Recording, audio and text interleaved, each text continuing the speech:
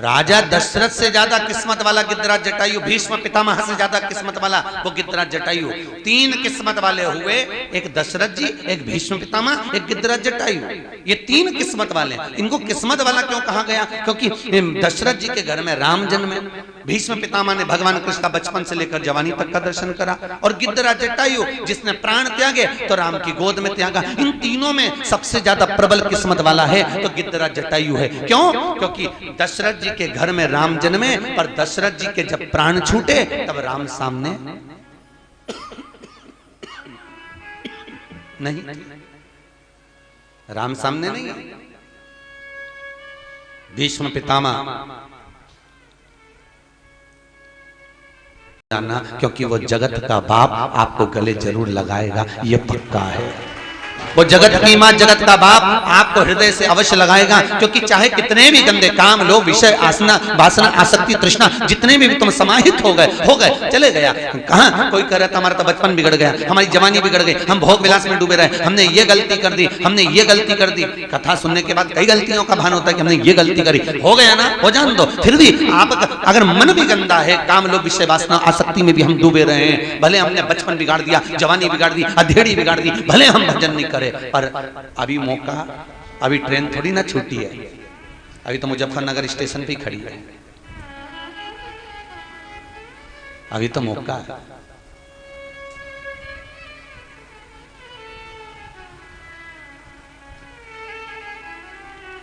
अच्छा ईमानदारी से बोलो, स्टेशन पर उतरते समय आप स्वयं पहले उतरते हो कि सामान पहले उतारते हो? जम के बोलो। सामान उतारते हो, पहले पूरा सामान बाहर, फिर अपन बाहर। कितनी ज्ञान की बातें हैं कि मंजिल पर पहुंचना है और मंजिल का स्टेशन आ चुका है, सबसे पहले आपने सामान बाहर फेंका, उसके बाद आप उतरे हो। बस यही भागवत का सार तत्व है कि काम, लोभ, विषय, वासना को मरने से पहले बाहर फेंक दो, उसके बाद मंजिल तक पहुंच ही जाओगे। स्टेशन पर उतर ही ना, सब फेंक दीजिए, आसक्तियों की परिपूर्णता को निपटा दीजिए। लो एक वेग है, ये सारे काम का वेग, लोभ का वेग, विषय का वेग, वासना का वेग, तृष्णा का वेग, ये बहुत सारे वेग हैं साहब। ये सामान ही तो सबसे भारी है, नहीं तो व्यक्ति तो यूं ही अच्छे से चले जाए। यात्रा कोई बेकार, यहाँ कोई परेशानी क्या तुमको? अरे बोलो तो सही, नहीं कोई कष्ट हो रहा हो तो बताओ, बस बंदर ही परेशान कर रहा है, बाकी के कोई परेशानी हो तो बताओ।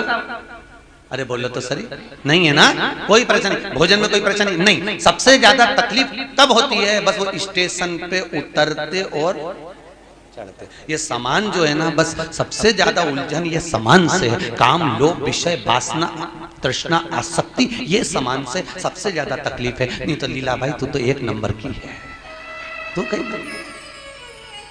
बुरी तुम नहीं हो, तुम्हारी ये आसक्ति, ये तृष्णा, ये लोभ, ये विषय, ये वासना, ये हमारे बेग जो है ये हमको कष्ट प्रदान कर देते हैं। और हम सामान रखते हैं किसी बेग में और ढूंढते हैं किसी बेग में, और घंटों निकल जाता है, बाद में वही सामान बाहर पड़ा हुआ मिल जाता है। बस यही है, आसक्ति के बेग में काम को डूब रहे हैं और काम के बेग में आसक्ति को ढूंढ रहे हैं। आसक्ति में लोभ को ढूंढा जा रहा है, लोभ से विषय में ढूंढा जा रहा है, और हम ढूंढने में सारा फैला लेते, इतना फैलाते हैं कि पूरा किसी की तो आदत रहती है, जब तक वो पूरा फैला रहा नहीं फैला रहा उसके कमरे में मजे ही आनंद।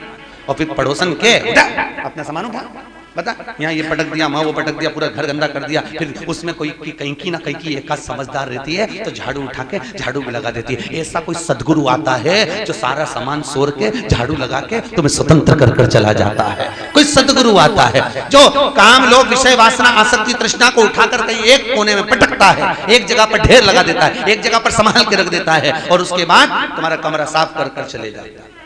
आसक्तियों से परे ढूंढो।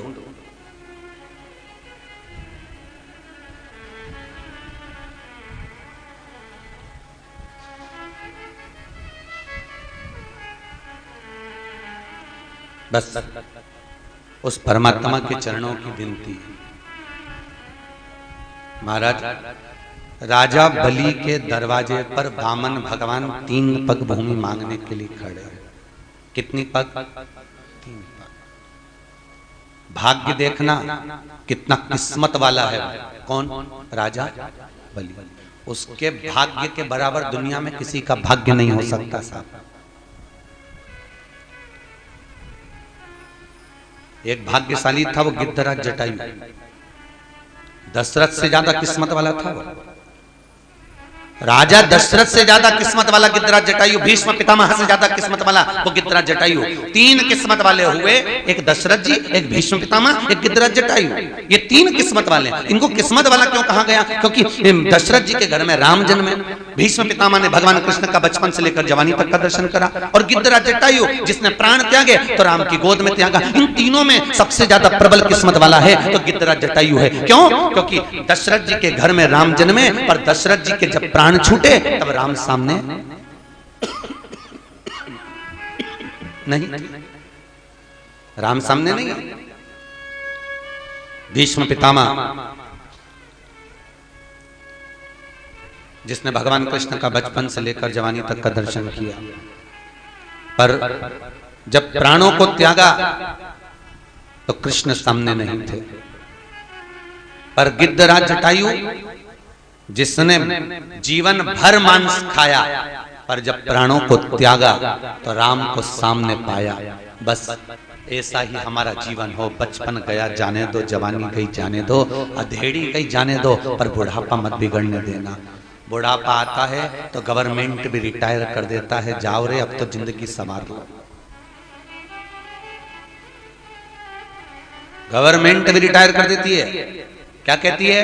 अभी तक तुमने जो कमाया वो परिवार के लिए, अभी तक तुमने जो किया वो तुम्हारे परिवार के लिए, अभी तक जो तुमने किया वो तुम्हारे कुटुंब के लिए। अब 60 के हो गए, 40 वर्ष तुम्हारे पास में दे रहे हैं, आधे से ज्यादा उम्र तुम्हारी खप गई, केवल 40 वर्ष।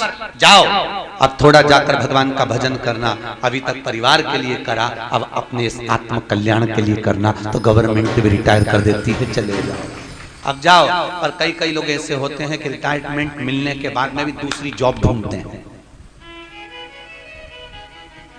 कई ऐसे होते हैं जो दूसरी जॉब ढूंढते हैं। हमारे यहाँ 2 बहन बैठी हुई है, उपाध्याय बहन और एक और वो बहन, दोनों। एक कह रही थी गुरुजी हमारे पति को डॉक्टरी से फुर्सत नहीं, हम कहते चलो। दूसरी बोली हमारे पति को नेतागिरी से फुर्सत नहीं, हम कहते चलो। अब सुने नहीं तो कहा करे। आप ऐसी कृपा करो ना गुरुजी, एक बार वो आए। हमारा तो निवेदन हर पल, हर घड़ी, हर क्षण, हम तो कल्लू जी महाराज से, सुखदेव जी महाराज से, ठाकुर जी से ये विनती करते हैं कि आप ऐसी जीवन भर अखंड सौभाग्य में रहो और जोड़े से कथा सुनते रहो। हम तो यही वर प्रदान करते हैं आपका जीवन। पर एक बात है, सत्य कहूं ईमानदारी से, वो भले डॉक्टरी कर रहे हो, भले वो नेतागिरी कर रहे हो, पर उनका मन कितना पवित्र होगा जो आप दोनों को यहाँ कथा में भेज दिए हैं। ये सोचिए आप, उनका मन कितना पवित्र होगा, उनका विश्वास, उनकी दृढ़ता कितनी प्रखर होगी, जो अपनी धर्म पत्नियों को, कई पति लोग आ गए, कई पत्नियां आ गई, नहीं आ पाया कोई, होता है। पर ये तो सोचो कि भाव कितना शुद्ध होगा, निर्मलता।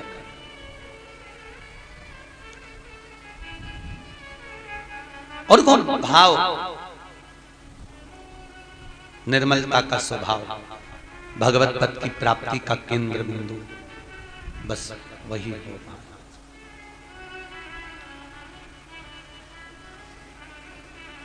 भगवत तत्व की शरणागति का जो भाव है वो भक्ति का प्रतिबिंब है, भक्ति का। और भक्ति के प्रतिबिंब में भगवत तत्व की प्राप्ति का एक साधन।